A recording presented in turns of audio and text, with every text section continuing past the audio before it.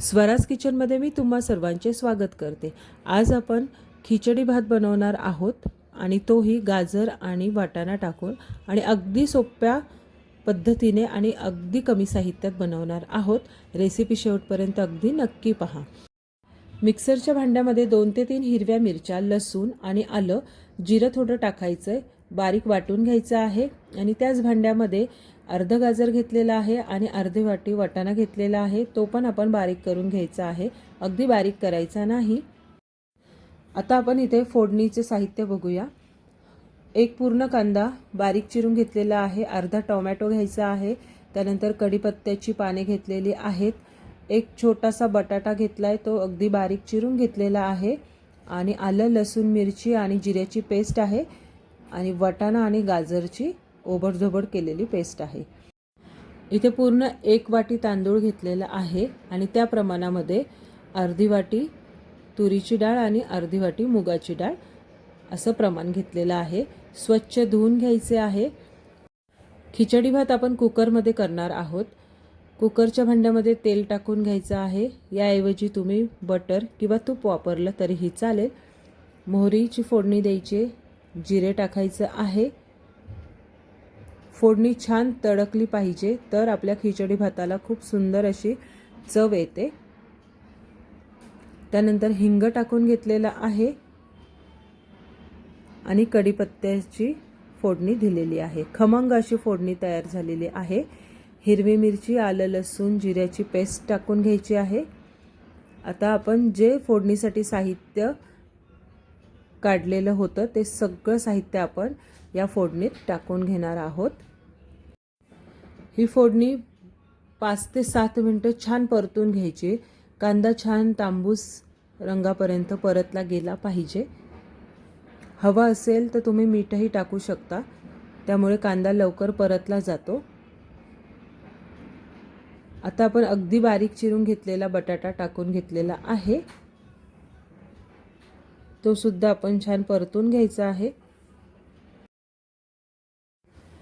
आता या फोडणीमध्ये आपण हळद टाकून घेतलेली आहे आणि त्यानंतर मिक्सरच्या भांड्यामध्ये आपण जी ओबडधोबड केलेली पेस्ट आहे वाटाणा आणि गाजरची, ती टाकून घेतलेली आहे।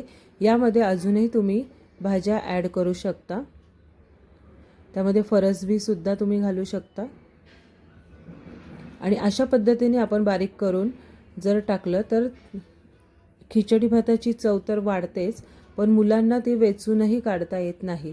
बऱ्याच वेळा मुलं काय करतात, वाटाणा आणि गाजर किंवा कुठल्याही भाज्या साईडला करतात आणि भात खातात। त्याऐवजी तुम्ही असं केलं तर खरंच खूप सुंदर असा टेस्टी भात होतो हा आणि अगदी आयत्या वेळी तुम्ही करू शकता। आता धुतलेले तांदूळ आणि डाळ कुकरच्या भांड्यामध्ये आपण घालून घेणार आहोत। जेवढ्या प्रमाणामध्ये डाळ आणि तांदूळ आहे त्याच्या दुप्पट पाणी घालायचं आहे। जेवढं पाणी तुम्ही जास्त टाकाल तेवढं खिचडी भात अगदी मऊ होतो। काहींना तसा भात आवडत नाही तर त्यांनी पाण्याचं प्रमाण कमी करू शकता। आमच्या घरामध्ये थोडंसं पाण्याचं प्रमाण कमी हवं असतं, म्हणून मी त्या पद्धतीने पाणी टाकणार आहे। छान हलवून घ्यायचं आहे। सगळी फोडणी भात छान मिक्स झाल्यानंतर थोडा पाण्याचा अंदाज सुद्धा येतो आपल्याला। इथे मी पुदिन्याची चटणी होती माझ्याकडे, ती टाकून घेतलेली आहे।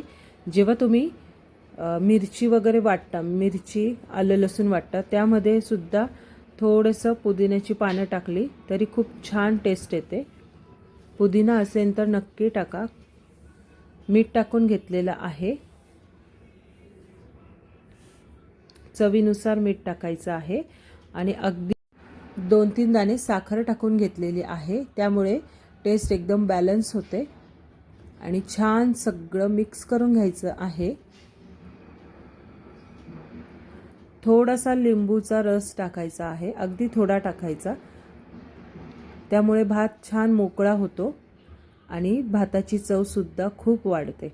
आणि हा भात अगदी गरम गरमच करायचा आणि गरम गरम खायला द्यायचा। खूप पौष्टिक असा हा भात आहे।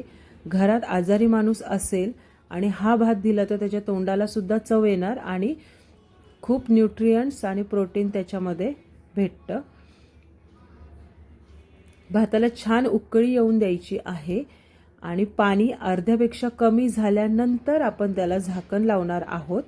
त्यामुळे एक्स्ट्राचं जे पाणी आहे ते वरती येत नाही शिट्ट्या झाल्यानंतर आणि भात छान शिजतो. फक्त एकच शिट्टी घेतलेली आहे मी इथे आणि एका शिट्टीमध्येच हा भात छान शिजला गेलेला आहे. कारण सुरुवातीला आपण तो अर्धा शिजला होता.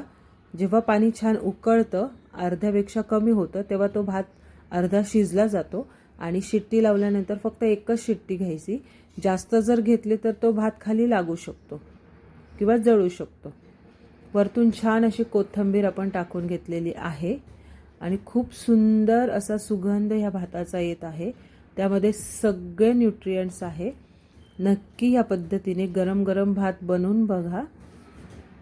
रेसिपी आवडली असेल तर नक्की लाईक, शेअर, सबस्क्राईब करायला विसरू नका. आणि जर कोणी माझं चॅनल सबस्क्राईब केला नसेल तर नक्की सबस्क्राईब करा. आणि सर्वात महत्त्वाचं म्हणजे हेल्दी खा आणि हेल्दी रहा.